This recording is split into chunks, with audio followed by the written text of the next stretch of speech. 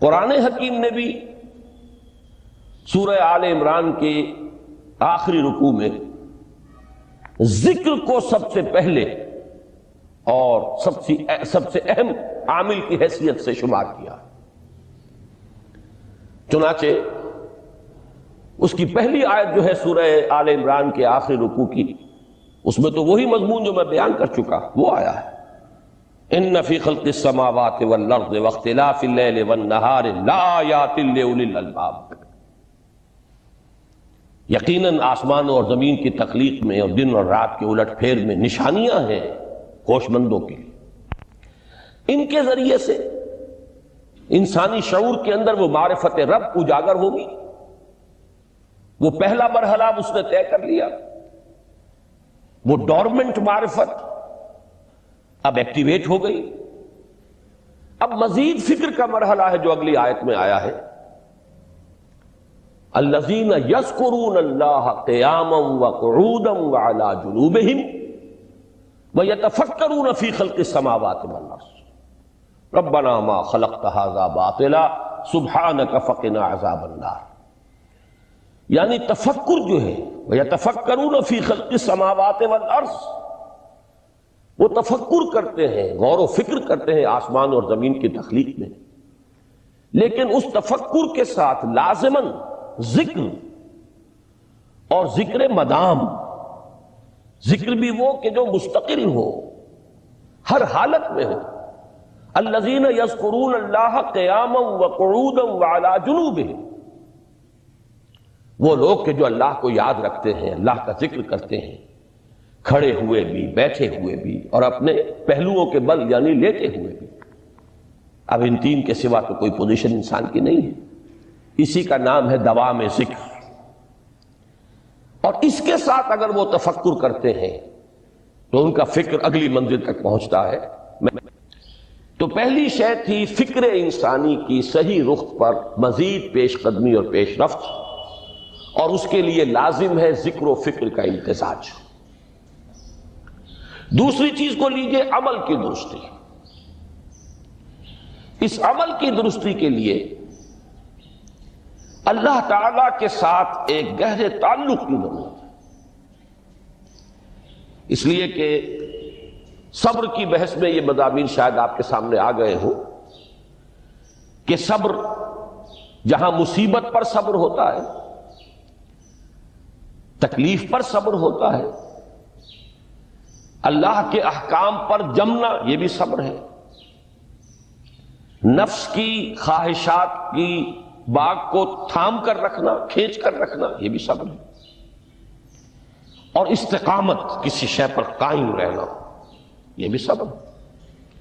تو عمل صحیح پر استقامت کے لیے وَاصْبِرْ وَمَا صَبْرُكَ إِلَّا بِاللَّهِ، اس صبر کی سب سے اہم جو بنیاد ہے، اس کا جو سب سے بڑا ذریعہ ہے، اس کا جو سب سے بڑا سہارا ہے، وَمَا صَبْرُكَ إِلَّا بِاللَّهِ، اس کے لیے ضرورت ہے ایک گہرے تعلق کی کہ اللہ کے ساتھ ایک ایسا تعلق برقرار رہے جو نہ صرف گہرا ہو بلکہ دائم و قائم، مسلسل۔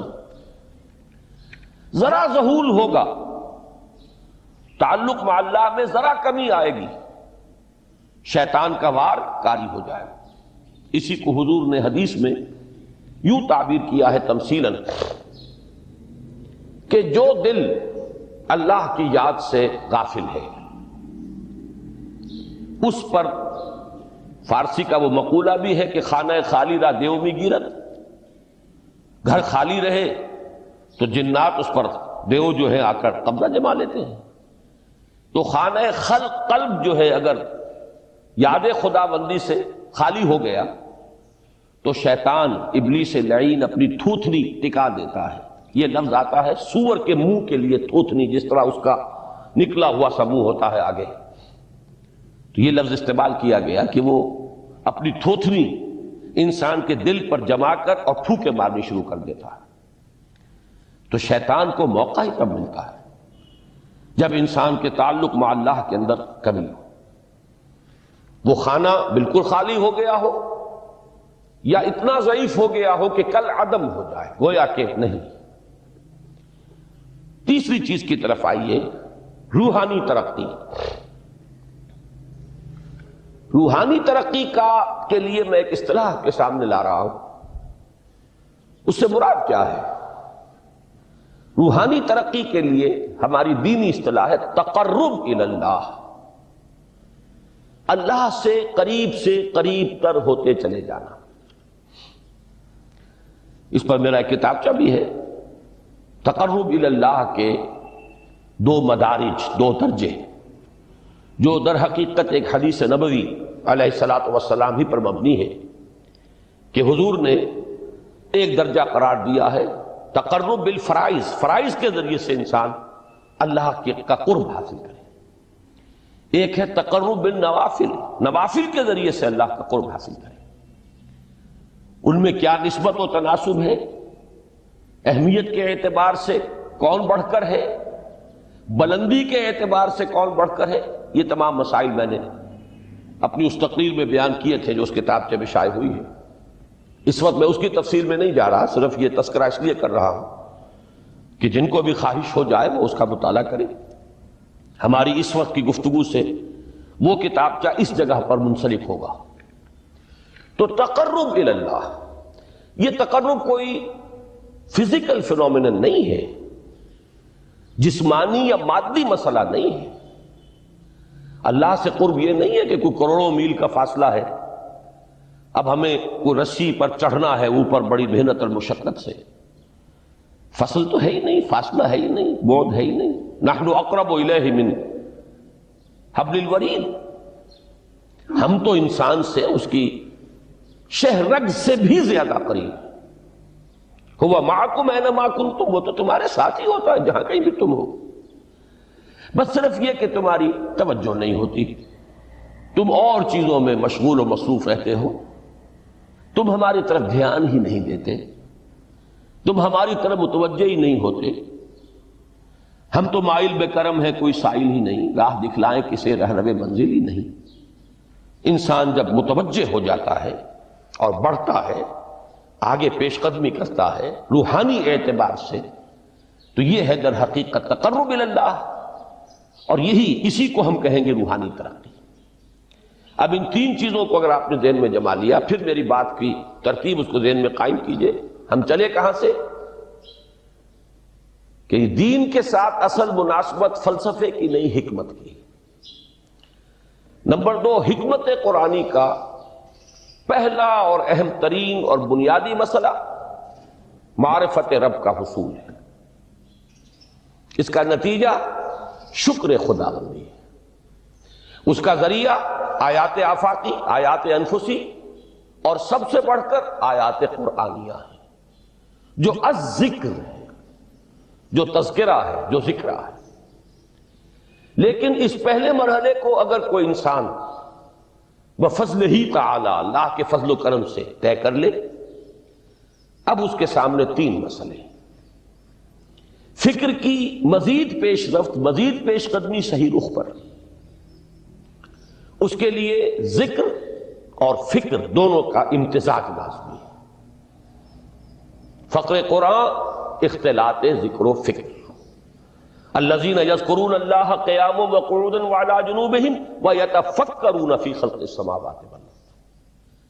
دوسری شے، عمل کا درست رہنا، نہ افراط و تفریط ہو، عدم توازن ہو، نہ انسان نفس سے مغلوب ہو جائے، نہ انسان جذبات کی رو میں اندھا ہو جائے، نہ انسان ماحول سے مرعوب ہو کر متاثر ہو جائے، صحیح رخ پر اس کا عمل۔ نمبر 3، روحانی ترقی، جو اصل حاصل ہے، جو اصل مقصود ہے۔ نمبر 2 چیز کے لیے تعلق مع اللہ ضروری، نمبر 3 کے لیے تقرب الی اللہ ضروری۔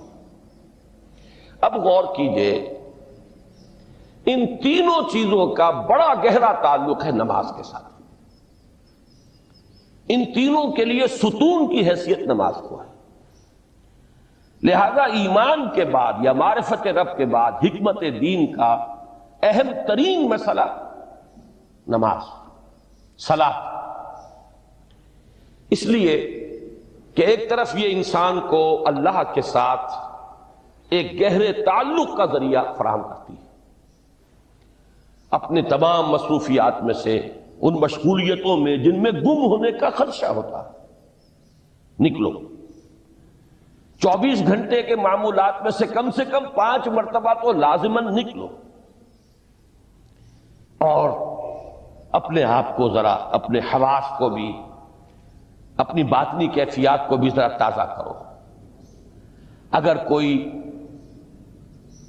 گندگی، نجاست، کسی طرح کی ناپاکی کا کوئی معاملہ ہے، طہارت حاصل کرو۔ طہارت سے تمہارے اندر روح کو بھی بالیدگی ہوگی، تمہارے حواس بھی تازہ ہوں گے، تم گویا کہ بحیثیت کل تمہاری ہستی چاق و چوبند ہو جائے گی۔ وہ کسل، وہ سستیاں، وہ جو ایک کثافتیں ہوتی ہیں، ان سب سے نجات حاصل کرو، اور آپ اپنے رب کے حضور میں کھڑے ہو جاؤ، اس کے ساتھ اپنا عہد بھی تازہ کرو، اس کی اہم صفات کو بھی اپنے ذہن میں پھر مستحضر کرو۔ یہی وجہ ہے، دیکھیے میں نے جو آیات آپ کو شروع میں سنائی تھی، سورہ لقمان کی 2 آیتیں، پہلی آیت میں اس کا ترجمہ کر چکا، دوسری آیت وَلَقَدْ وَإِذْ قَالَ لُقْمَانُ لِابْنِهِ وَهُوَ يَعِظُهُ يَا بُنَيَّ لَا تُشْرِكْ بِاللَّهِ إِنَّ الشِّرْكَ لَظُلْمٌ عَظِيمٌ۔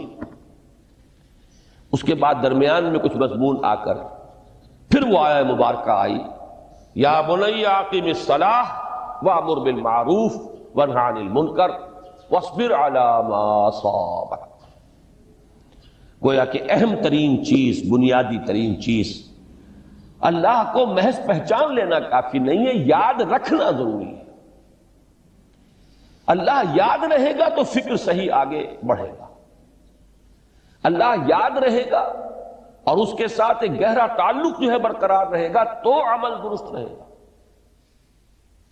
بالکل یہی بات سورہ طٰہٰ میں جو پہلی وحی حضرت موسیٰ علیہ السلام پر ہوئی، اور پہلا مخاطبہ ہے، چونکہ حضرت موسیٰ کو یہ انبیاء کرام کے مقدس گروہ میں ایک امتیازی حیثیت حاصل ہے کہ ان سے براہ راست گفتگو ہوئی ہے، اگرچہ صرف ایک پردہ تھا، اوٹ من ورائے حجاب گفتگو ہوئی ہے، لیکن یہ کہ کوئی فرشتے کا درمیانی جو ہے وہ لنک نہیں تھا، براہ راست اللہ تعالیٰ نے حضرت موسیٰ علیہ السلام سے کلام فرمایا۔ کلم اللہ موسیٰ تکلیما، موسیٰ سے تو اللہ نے کلام فرمایا جیسے کہ کلام کیا جاتا ہے۔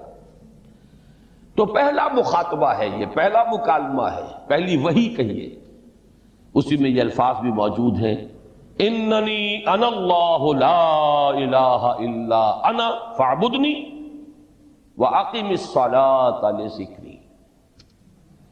یہ گویا کہ حکمت قرآنی کا ایک بہت بڑا خزانہ ہے یہ آیت مبارکہ، کہ خود حضرت موسیٰ علیہ السلام کو جو ہدایت دی جا رہی ہے، میں ہوں، میں اللہ، اننی انا اللہ لا الہ الا انا، میرے سوا کوئی معبود نہیں، فاعبدنی، بس میری بندگی، میری عبادت، میری پرستش، میری محبت، اس کو اختیار کرو۔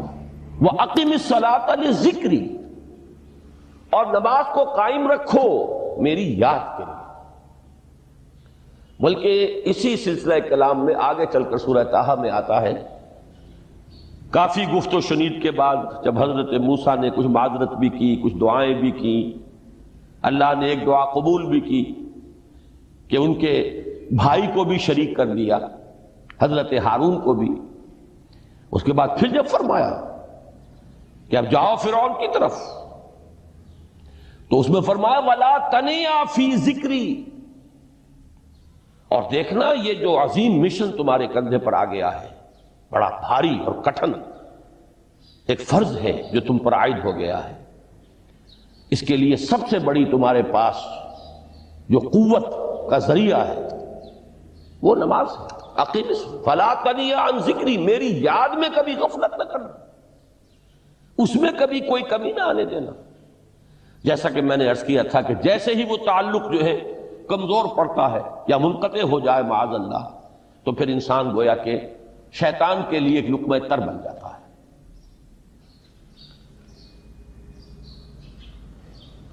اب آپ غور کیجئے، تیسری شے تقرب الی اللہ،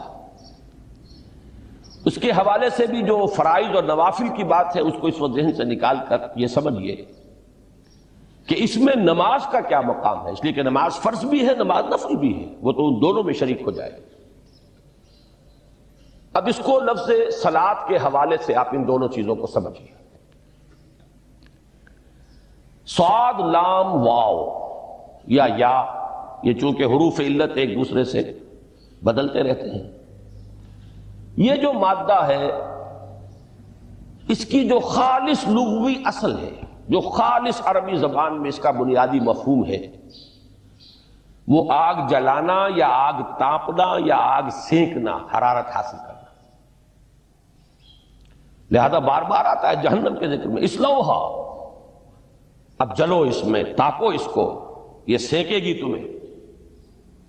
بلکہ تفتلون کا لفظ آیا ہے حضرت موسیٰ کے کلام میں، جب وہ گئے تھے کوہ طور پر، جب پہنچ گئے تو تھے آگ تک کی تلاش میں، لعلکم تفتلون، تو اپنے اہل خانہ سے یہی کہا تھا کہ مجھے کہیں وہ روشنی نظر آ رہی ہے، غالباً کوئی وہاں سے آگ مل سکے گی، ورنہ یہ کہ کوئی رہنمائی کو رستہ مجھے مل سکے گا، میں وہ آگ لے آؤں گا، کوئی چنگاری وہاں سے لے آؤں، لعلکم تفتلون، تاکہ تم، اب یہ اصطلاح در حقیقت باب افتعال ہے، اور یہ تے یہاں پر توئے کی شکل اختیار کر گئی، تا نے توبن کی صورت اختیار کی سواد کی وجہ سے۔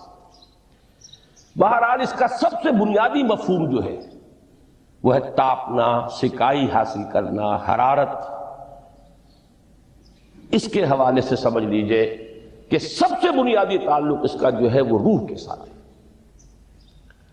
روح میں محبت خداوندی کی آگ اگر ٹھنڈی پڑ گئی ہو، اگر محبت خداوندی کی حرارت میں کمی ہو رہی ہو، تو اس کو اثر نو، جس کو کہ میں آج سوچ رہا تھا تو ایک لفظ ذہن میں آیا کہ جیسے بیٹری اس کو ریچارج کیا جاتا ہے، اسی طریقے سے روح کے اندر محبت خداوندی کی اس حرارت کو اثر نو تازہ کرنا، یہ ہے در حقیقت نماز کا اصل مقصد۔ اس لیے کہ اس لفظ کا بنیادی مفہوم، اصل لغوی مفہوم تو یہ، اگرچہ اس کا سب سے زیادہ کثرت سے جو استعمال ہوتا ہے، اور لفظ صلاۃ جس سے در حقیقت جس تصور پر مبنی ہے وہ ہے اقدام، کسی کی طرف متوجہ ہونا اور پھر دعا۔ صلاۃ کا سب سے قریبی مفہوم لفظی جب بیان کیا جائے گا، اس سے مراد، اس کے معنی، تو دعا اس میں اہم ترین ہے۔ کسی کی طرف توجہ کرنا، مناجات کرنا، گفتگو کرنا، مخاطبہ، مکالمہ، دعا، یہ در حقیقت صلاۃ کا سب سے بڑا اصطلاحی مفہوم ہے۔ لیکن جو اس کا مادہ ہے، صاد لام واو یا صاد لام یا، اس کا اصل مفہوم جو ہے وہ تاپنا، حرارت حاصل کرنا۔ تو ان دونوں کے حوالے سے عرض کر رہا ہوں، وہ تاپنا اور حرارت حاصل کرنا وہ ہے روح کے اعتبار سے۔ وہ جو کہا اقبال نے کہ بجھی عشق کی آگ اندھیر ہے، مسلمان نہیں راہ کا ڈھیر۔ یہ عشق کی آگ جب بجھ جاتی ہے، در حقیقت یہی تو انسان کی روحانی موت ہے۔ جب یہ نہ رہے تو چاہے منطق میں بہت انسان ماہر ہو، مجھے اقبال کا ایک شعر یاد آیا ہے تقابل کرتے ہوئے، ایک انسان محکوم اور ایک انسان حر، آزاد انسان، ان کی نفسیات میں جو بنیادی فرق علامہ اقبال نے مختلف مواقع پر بیان کیے ہیں۔ محکوم ہے بیگانہ اخلاص و مروت، ہر چند کے منطق کی دلیلوں میں ہے چالاک۔ تو منطق کی دلیلوں میں انسان چالاک ہو جائے اور وہ لغت ہائے حجازی کا وہ ایک خزانہ بن جائے، اسے تمام الفاظ کے معنی یاد ہو، وہ بڑے مسائل فقہ کے اسے ازبر ہو، جزیات، بے انتہا جزیات جو ہیں وہ مستحضر ہو، فلسفے کے بڑے بڑے مسئلے اس نے حل کر لیے ہوں، لیکن اگر روح میں وہ اللہ کی محبت کی آگ نہیں ہے، وہ تپش نہیں، بجھی عشق کی آگ اندھیر ہے، مسلمان نہیں راکھ کا ڈھیر۔ اسی کے حوالے سے آج مجھے یاد آیا تھا کہ وہ جو بڑی سادہ سی ایک نظم ہے، اللہ تعالیٰ سے دعا یا رب دل مسلم کو وہ زندہ تمنا دے، اس میں بھی جو الفاظ آئے ہیں جو روح کو گرما دے اور قلب کو تڑپا دے، یہ ہے اصل جو مقصود ہے نماز کا۔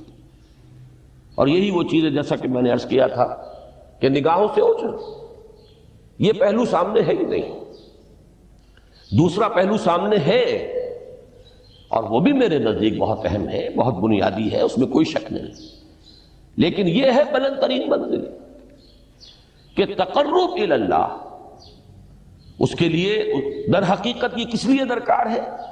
روح کے اندر عشق کی حرارت اور گرمی تازہ ہوتا ہے۔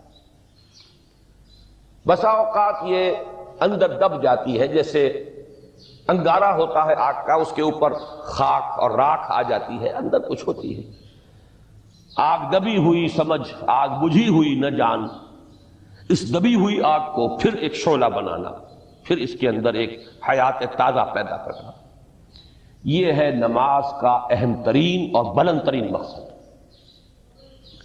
لیکن اس کے ساتھ ہی اس نماز میں ذکر ہونا، اس کا یہ ذکر ہے، اور ذکر کی جب میں فہرست بیان کیا کرتا ہوں بہت سے حضرات کے سامنے ہوگا کہ ذکر کا در حقیقت مفہوم ہے استحضار اللہ فی القلب۔ ہمارے ہاں غلطی سے جو ذرائع ذکر ہیں انہیں ذکر قرار دے دیا گیا ہے۔ نماز ذکر نہیں ہے، نماز ذکر کا ذریعہ ہے۔ اقیم الصلاۃ لذکری، نماز قائم کرو میرے ذکر کے لیے۔ یہ اللہ اللہ کہنا یا ادعیہ معصورہ جو حضور صلی اللہ علیہ وسلم کی مصنون دعائیں ہیں، انہیں اپنے تمام معمولات دنیاوی کے ساتھ ساتھ ان دعاؤں کو بھی انسان پڑھتا رہے، اللہ سے دعا کرتا رہے، یہ تمام ذرائع ذکر ہیں۔ سبحان اللہ الحمدللہ الحمدللہ، اس کا آپ ورد کیجئے، یہ بھی ذریعہ ذکر ہے۔ حقیقت میں ذکر ہے استحضار اللہ فی القلب، اللہ کو دل میں لے آنا، اللہ کو دل میں حاضر کر لینا، اصل میں تو ترجمہ ہوگا، لیکن حاضر جاننا، یہ کیفیت جو ہے انسان کو حاصل ہو جائے۔ اب اس کے حوالے سے ذرا بات سمجھیے کہ ایک تو میں عرض کر چکا ہوں مجسم ذکر تو قرآن ہے، لہذا ذکر کی فہرست جب آپ کریں گے ذرائع ذکر تو ان میں سب سے پہلے قرآن آئے گا، اس لیے کہ وہ ہماری حکمت کے پہلے مسئلے کو حل کر رہا ہے، بنیادی مسئلہ، اہم ترین مسئلہ۔ دوسرے نمبر پر ذکر جو ہے، اب اس کے لیے کچھ اصطلاحات جو میرے مختلف دروس میں شاید آپ کے سامنے بعد میں آئیں یا پہلی آ چکی ہوں، ان کے حوالے سے میری بات سمجھیے۔ ایک ذکر غیابی ہے، تھرڈ پرسن میں، صیغہ غائب میں اللہ کی یاد کرنا، اللہ اکبر اللہ اکبر اللہ اکبر۔ ابھی اللہ اکبر جو ہے یہ جملہ اسمیہ خبریہ ہے، ایک حقیقت کی تکرار آپ کر رہے ہیں، اللہ سب سے بڑا ہے، اللہ سب سے بڑا ہے، سبحان اللہ سبحان اللہ سبحان اللہ۔ یہ در حقیقت ذکر غیابی ہے کہ آپ اس میں مخاطب نہیں ہیں اللہ سے، ایک ذکر خطابی کہیں یا ذکر حضوری کہیں، جس میں مکالمہ ہوتا ہے، جس میں گفتگو ہوتی ہے۔ تو نماز در حقیقت ذکر حضوری اور ذکر خطابی کی بلند ترین شکل ہے۔ اس لیے میں نے عرض کیا تھا کہ نماز کے لفظ یا صلاۃ کے لفظ، یہ اصطلاحی معنی جو اکثر و بیشتر کیے جاتے ہیں وہ ہے دعا، اور دعا میں ہوتا کیا ہے؟ مکالمہ ہے، مخاطب، اے اللہ، اے میرے رب، اے پروردگار۔ پھر یہ کہ اس میں اقدام اور کسی کی طرف متوجہ ہونا، یہی وجہ ہے کہ افتتاح صلاۃ، نماز کو شروع کرنے کے لیے ایک تو وہ الفاظ جو قرآن مجید میں آئے ہیں، انی وجہت وجہی للذی فطر السماوات والارض حنیفا وما انا من المشرکین، یہ ہے توجہ کا ارتکاز، بشرطے کہ یہ صرف الفاظ ہی نہ نکل رہے ہوں، واقعتاً یہ تعبیر ہو اس وقت کی انسان کی نفسیاتی کیفیت کی، کہ شعوری طور پر وہ فیصلہ کرتا ہے کہ اب میں منقطع ہو رہا ہوں، ہر چہار طرف سے اپنی توجہ کو ہٹا کر، ہر مسئلے سے اپنے آپ کو خالی و ذہن کر کے، یعنی ظاہری اور باطنی دونوں اعتبار سے میں اپنی توجہ کا ارتکاز کر رہا ہوں اس ذات کی طرف جس نے آسمانوں اور زمین کو پیدا کیا، اور بالکل یکسو ہو کر رہا ہوں۔ انی وجہت وجہی للذی فطر السماوات والارض حنیفا وما انا من المشرکین۔ اور دوسری وہ جو دعا جس سے ہم افتتاح کرتے ہیں اپنی نماز کا، دیکھیں اس میں خطاب کا کس قدر اہتمام ہے۔ وہاں سبحان اللہ نہیں ہے، سبحانک اللہم، پاک ہے تو اے رب ہمارے، وبحمدک وتبارک اسمک وتعالی جدک۔ اب آپ غور کر رہے ہیں، یہ ہے تخاطب، براہ راست مخاطب ہونا شروع ہو رہی ہے۔ تو سب سے پہلی بات تو یہ ہوئی کہ ذکر کی ایک شکل ہے ذکر غیابی، دوسری ذکر حضوری، اور ذکر حضوری یا ذکر خطابی کی بلند ترین منزل، بلند ترین اس کا ذریعہ نماز۔ اس کو ایک پہلو سے اور سمجھ لیجئے، سورہ فاتحہ جب پھر ہم پڑھتے ہیں جسے الصلاۃ کہا گیا ہے، جو لب لباب ہے، خلاصہ ہے، اس میں پھر تدریجاً غیاب سے حضور کی طرف پیش قدمی ہوتی ہے۔ الحمدللہ رب العالمین الرحمن الرحیم مالک یوم الدین، یہ ذکر غیابی ہے، اس میں ابھی خطاب نہیں آیا، یہ وہی جملہ اسمیہ ہے۔ کل تعریف اس اللہ کے لیے ہے جو تمام جہانوں کا پروردگار ہے، مالک ہے، جو رحمان ہے، رحیم ہے، جزا و سزا کے دن کا مختار و مالک ہے۔ اب یہ غیاب سے حضور کی طرف، ایاک نعبد و ایاک نستعین اہدنا الصراط المستقیم، یہ ہے وہ۔ اب پہلے ایک معاہدہ ہے، ایک اقرار ہے، اعتراف ہے، وعدہ ہے، اور پھر دعا ہے، استدعا ہے کہ حضور نے فرمایا، یقول اللہ تعالی، اللہ یہ فرماتا ہے، اسی لیے اس کو حدیث قدسی کہیں گے، قسمت الصلاۃ بینی و بین عبدی نصفین، میں نے نماز کو اپنے اور اپنے بندے کے مابین آدھا آدھا تقسیم کر دیا ہے۔ اب یہاں تک تو جملہ ہے اللہ کا، یہ ہے حدیث قدسی۔ اب آگے جو ہے نریشن اس کی جو ہے حضور صلی اللہ علیہ وسلم کی جانب سے ہے، یعنی خبر دے رہے ہیں وہ اللہ کی طرف سے ہی۔ ویسے تو تمام احادیث ہی گویا کہ ہم سمجھتے ہیں انسپائرڈ تو اللہ کی طرف سے ہی، لیکن یہ کہ جہاں صراحت ہو کہ اللہ کہتا ہے وہ حدیث قدسی ہے۔ تو یقول اللہ تعالی قسمت الصلاۃ بینی و بین عبدی نصفین، یہاں تک تو حدیث قدسی ہے۔ اب دوسری عام حدیث ہے، اذا قال العبد الحمد للہ رب العالمین یقول اللہ تعالی حمدنی عبدی، جب بندہ کہتا ہے الحمد للہ رب العالمین، پروردگار کہتا ہے میرے بندے نے میری حمد کی۔ جب بندہ کہتا ہے الرحمن الرحیم، پروردگار فرماتا ہے ثنا علی عبدی، میرے بندے نے میری ثنا کی، بڑی تعریف کی۔ جب بندہ کہتا ہے مالک یوم الدین، اللہ فرماتا ہے مجدنی عبدی، میرے بندے نے میری بڑی بزرگی بیان کی ہے، تمجید کی ہے۔ پھر جب بندہ کہتا ہے ایاک نعبد و ایاک نستعین، اللہ فرماتا ہے ھذا ما بینی و بین عبدی ولعبدی ما سأل، یہ ہے میرے اور میرے بندے کے درمیان